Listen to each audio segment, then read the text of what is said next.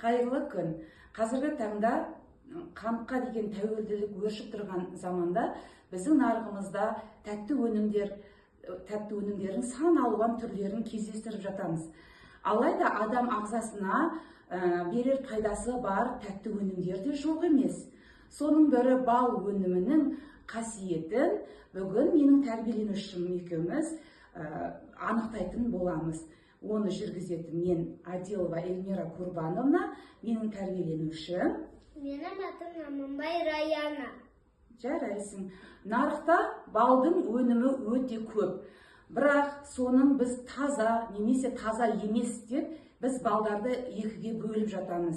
Расында да бізге ең керегі, біздің денсаулығымызға ең пайдалысы әрине ол таза бал болып табылады.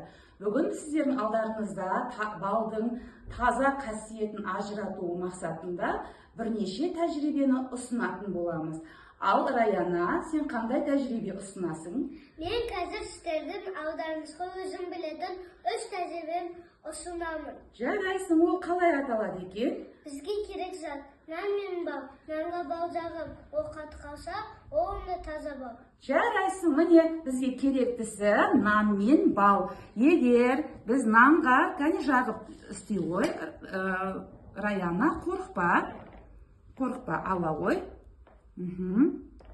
Нанға балды жақсылап жағамыз. Егер нан қатып қалса, демек ол таза бал болып саналады екен, иә, Раяна? Жарайсың. Ал екінші тәжірибем қалай аталады, Раяна? Бізге керек зат жылы су, бал және де йод. Міне йод тамшысы, иә? Оны біз қазір мен саған көмектесейін. Жылы суға балды не істейміз, Раяна? Араластырамыз. Кәне араластыра ғой. Қорықпа, иә. Кәне мен саған йод тамшысын тамызып көмектесіп жіберейін. Оның таза еместігін қалай білеміз, Раяна? Егер ол су көк түске айналса, онда таза бал емес.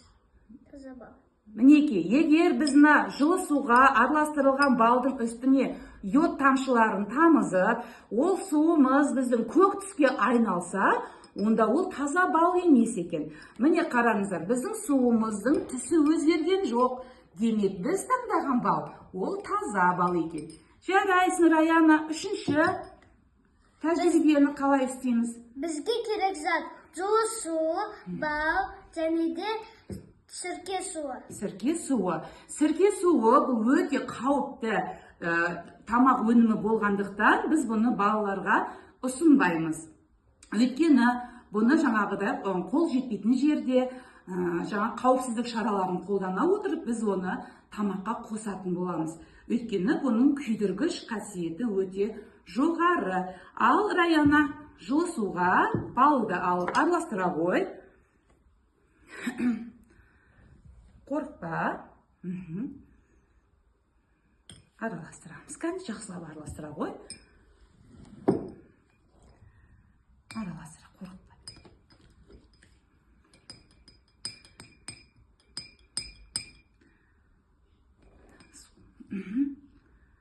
Кәне, мен саған қазір суға сірке суын қосайық. Бұны біз қалай білеміз, Раяна? Егер су ысылдаса, онда таза бал емес, ысылдаса.